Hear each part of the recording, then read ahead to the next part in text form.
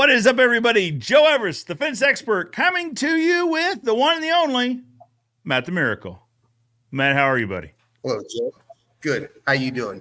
I'm good. I'm good. You notice I'm not in Nebraska. I was going to say, right? This doesn't look like the office we're accustomed to talking to you in. I'm in a very secret location. Okay. In Texas. Super secret. Super secret. And you don't want to tell me where you are, but does the name rhyme with like Raretro? No. Okay. It's not a tech place or anything like that. No. Okay. It's not. It's definitely not Raro or Scarecrow Tech. Oh, well, okay. Since we're just saying it. Okay. But I am in a location down in Texas, looking at some new product lines for a new something to help in the USS market, our unlimited sports solutions market. So it's kind of cool. It's totally new for me. It's a new product to learn. Hold on one second. Ernest, you got it. In chance we could go 240 feet long and 50 foot wide, get to 12,000 square feet. That makes life so much easier. Let me ask. Okay. If suddenly you're in a different world. You know? Yep. Okay, so we are seriously trying to figure out how to do something totally incredible and do it in a lean way where it takes less manpower and more productivity. Because Joe, in business, what the thing that I'm learning, the more and the more I'm in business, is really your money is made in efficiencies. The more efficient and the quicker you can get in and out of a job, or the quicker you can get a job done and build it shipped, the faster you can make your turn, and the more revenue you can get. That really makes your life easier. And I've said this for years. So everybody's worried about, oh, am I getting the best price for this post, or am I getting this best price for this thing? Which is important to get good pricing. Sure. But almost everybody in the industry, no matter how big you are or how small you are, we're all within about 5 to 7% of our buying power. Yep. Do I get a little bit better buying power than a startup company? Probably. Sure. Does Seegers out in the Carolinas get a little bit better than me? Absolutely. Yeah. We're still within 5 to 7%. Where you really make your big margin or your big profit difference is how fast you can get that job done and get on to the next job. That's a little bit of a business thing for you. So I don't know if we're supposed to really be talking about that. We're supposed to be talking about Unhinged, but I am bound and determined to put a new product out there and crank it out fast. Nice for people. Very good. Very good. Well, see, we're learning. We got business. That's why you are Matt the Miracle, is because you're teaching us some business tips and tricks here. I am so excited to share this with the industry someday. But anyhow, absolutely. So let's talk a little bit of Unhinged, episode 6. Season 1, episode 6. Now back up. It starts out right off the bat. It starts out just basically sound effects cleaning up the glass. Yes. Yeah, season 5. By the way, they did a good job of that, didn't they? Oh, it was boom, boom. Absolutely. I had to.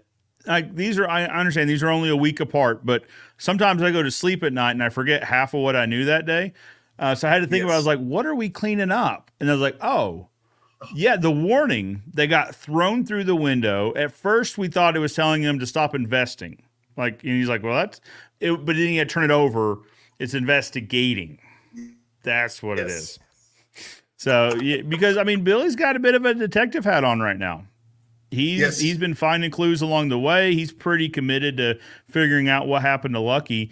Now, one of the things that got mentioned is like it got thrown from quite a ways, and it might have been from like, someone that's high school, almost all state. Yeah. Somebody with a little bit of an arm. Might have been. So, I've noticed that the series, everybody has had their time in the spotlight of being possibly the perpetrator. Yeah. Well, and especially in this episode, because so far, like, Jackson has flown under the radar. Like, he's there to help, right? Right. But we're jumping ahead a little bit, but you're right. Is everyone's kind of had their chance to be under the lens, so to speak. Right. But Right. so clean up the mess. Billy actually takes a tape recorder, asks if he could borrow it, runs over to the mayor's office. So it's got something on it he wants to play for the mayor. Now, which he does leave some mud. Well, that's what on the floor. You picked up on this. I didn't. We talked about this a little bit ahead of time. I didn't even pick up on this little piece of trivia. Go ahead. So the mayor says, "Yeah, have him come on in." And by the way, call Ben and tell him we have some more rugs for him to clean. So apparently Ben, in all of his things, real estate and all the other things, attorney, all the things that he does, including sewing and everything else, he is a rug doctor. I mean, of course he is. I mean, why wouldn't he be? I mean, he's a semi-pro bird watcher also, or pro amateur bird watcher. Yeah. Forgot about that. So this is a little bit of what I hope people are chuckling about when they're driving down the road and they're starting to put all this stuff together of all these characters, and I hope these characters are kind of coming alive for them. So when we do the next season, they're already going to kind of know the characters, and we're just going to pick right up where we left off, take a few characters out and add a few characters in. But I love this part. I'm even starting to like Lattice. Yeah. Even though she's kind of a little bit of a bossy cow and kind of what do they call that? Passive aggressive. Oh yeah. Very firm. But who wouldn't like a small gal like that could carry 2 bags of concrete? That's what we learned. That's what we're jumping ahead a little bit again, but that's what we learned is. Let me slow down. And we'll get there. We'll get there. But first, we have to threaten the mayor. I say we. So Billy plays a recording of Lucky not threatening the mayor, being threatened by the mayor. All right. So he was in a race for becoming the mayor, all around the time of his disappearance. So that's always kind of been lingering. In the recording, the mayor says, essentially, hey, you better drop out before something bad happens. Well, quite obviously, something bad happened right around the race. So she laughs it off. She goes, "Oh, that's just politics. It's just politics. I don't have time to explain to you about that. But hey, while you're here, maybe you should talk to Jackson because his wife was seen over at Lucky's place in the evenings fairly often. So Jackson gets drug into this. Jackson's just minding his own business. He's just out here building fences, trying to help, right? Now he's a suspect. Billy jumps in the truck, and he knows where Jackson's at. Yeah, he's over Scarecrow, helping him build fence. So, but also we find so Billy heads over. We find out Corvus is back. Yeah, from a server. He was visiting a server. Yeah, we found out that AI, well, not AI, would you call him like an AI assistant, something like that? I think so.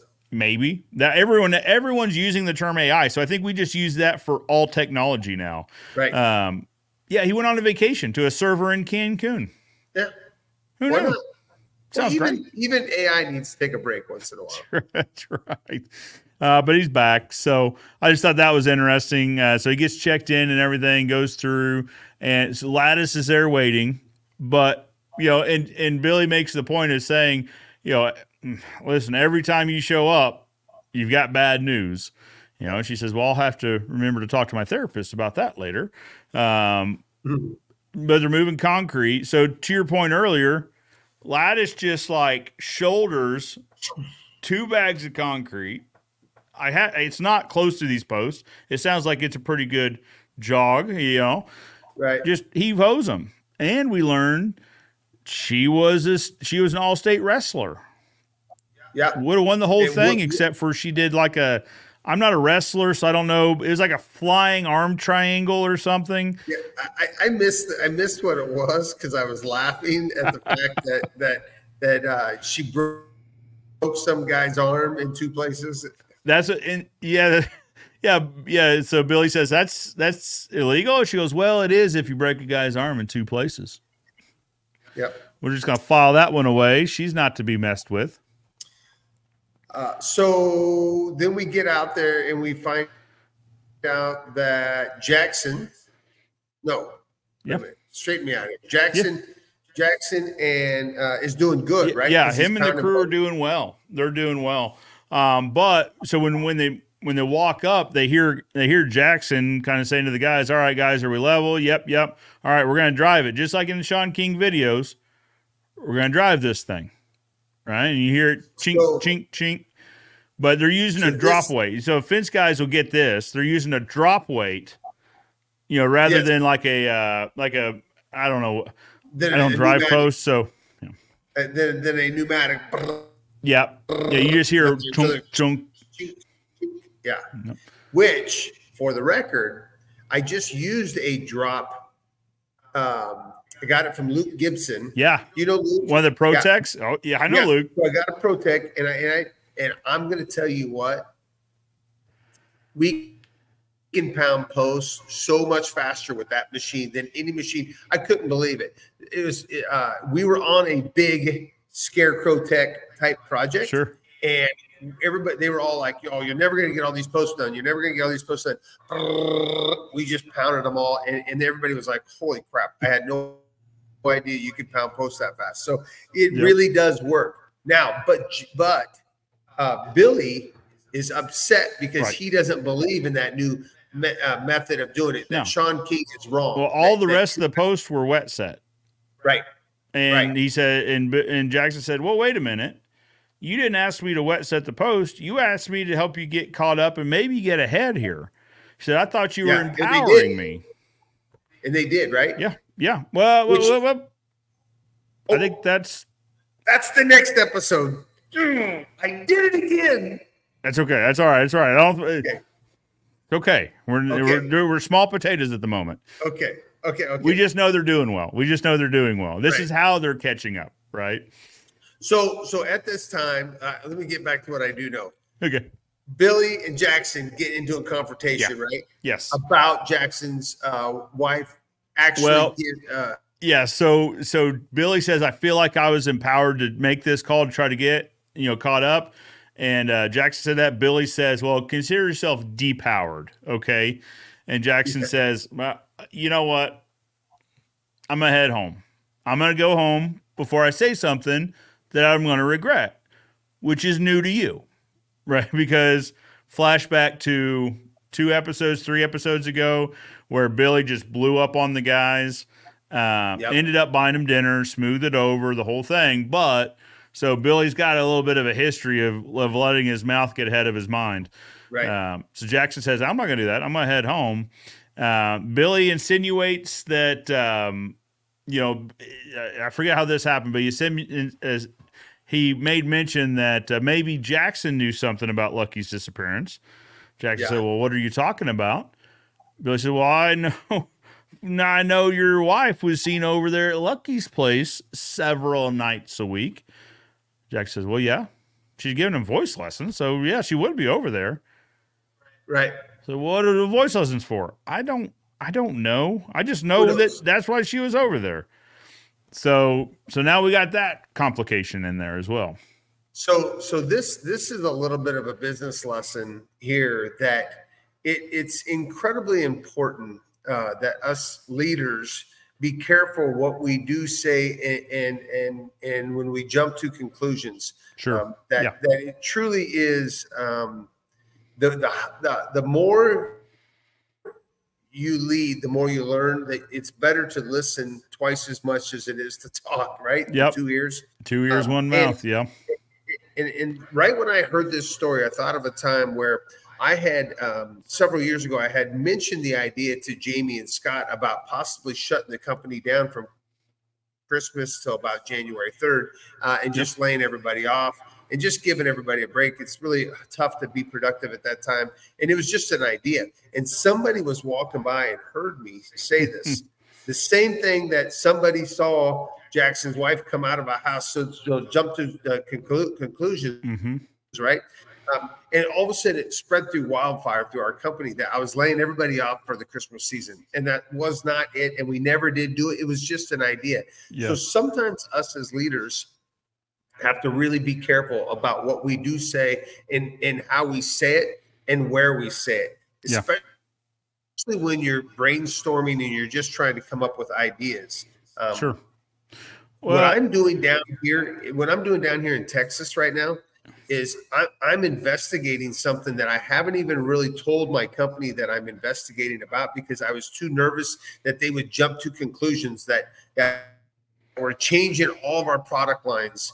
And that's not what we're doing. Yeah. I'm investigating ways that we can be more efficient to get our poles, to get our backstops done, or to get our just material out quicker to our customers. Sure. But this is I believe this is the lesson in this episode is cool heads prevail is one. Yeah. And two, be careful when you jump to conclusions. Yeah. Making assumptions is dangerous. Right. Because you know what they say about assuming. Yes. It's not a good idea. I agree. I was going to say that's one of the things they say about it. Yeah, I was going to say almost the exact same thing. Actually, I bet you were. I bet you were. It's not good. No, but that's what Billy did. Was he just jumped right to that assumption? Yeah. Now he took the mayor's word for this a little too quickly, I think. I mean, this is someone that just doesn't strike me as a forthright person, or at least someone that leaves all of the details out. She'll give you most of the details, but not all of them. She may have known it was about voice lessons, but she just wanted to drop a little tidbit to bring the spotlight off of her, maybe. Right. Just to spread some cancer through the community. Yep. So Jackson says, you know what? I'm definitely going to take some time off. I'm going to go cool off for a little bit. We'll see you later.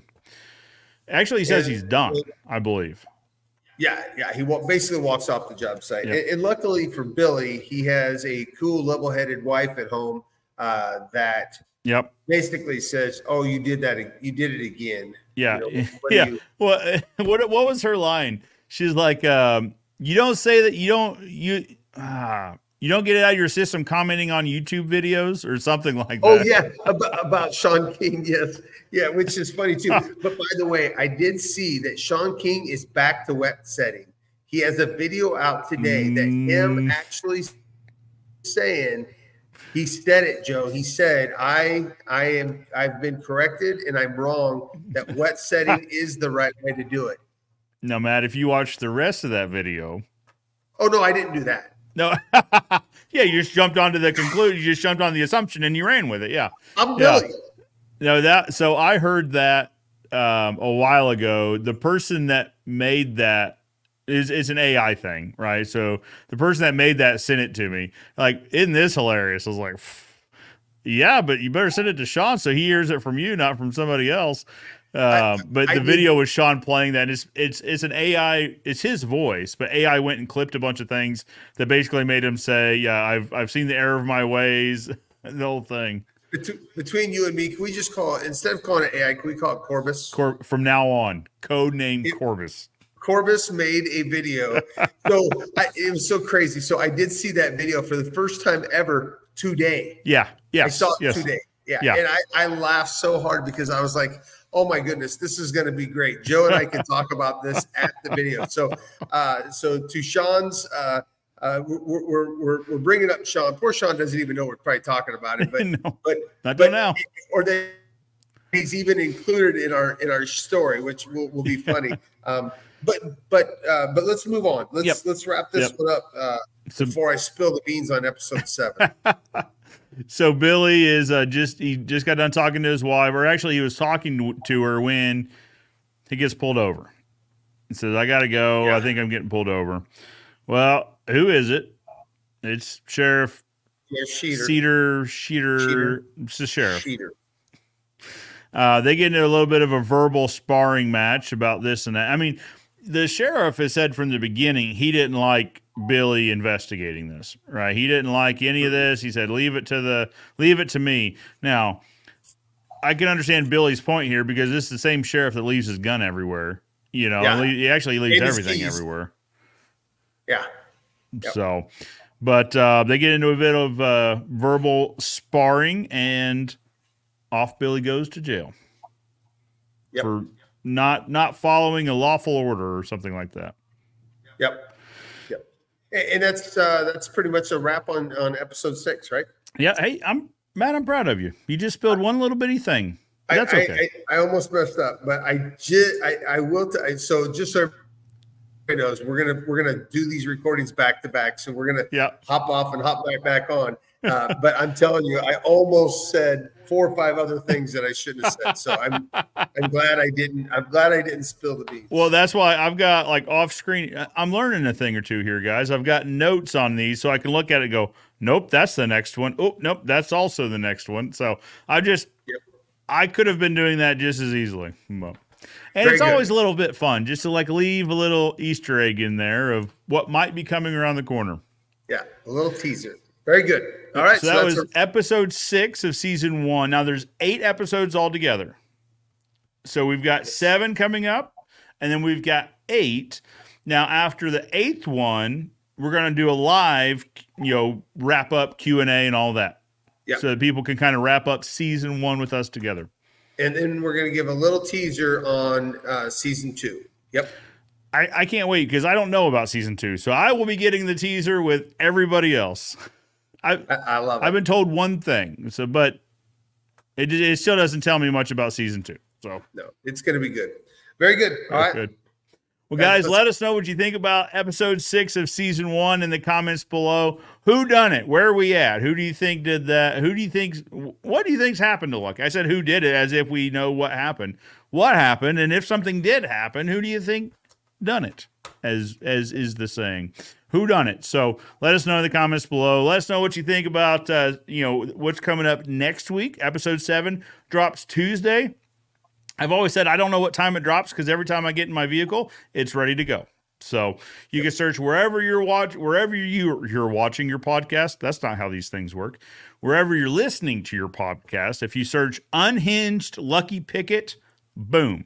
And if you just go to download all, it brings you all of them straight into your vehicle and you can get caught up with us. We've only got 2 episodes to go. Like I said, this is wrapping up episode 6. Episode 7 wrap up is coming to you next Thursday. And then episode 8 wrap up will be coming the Saturday after that. We'll go from there.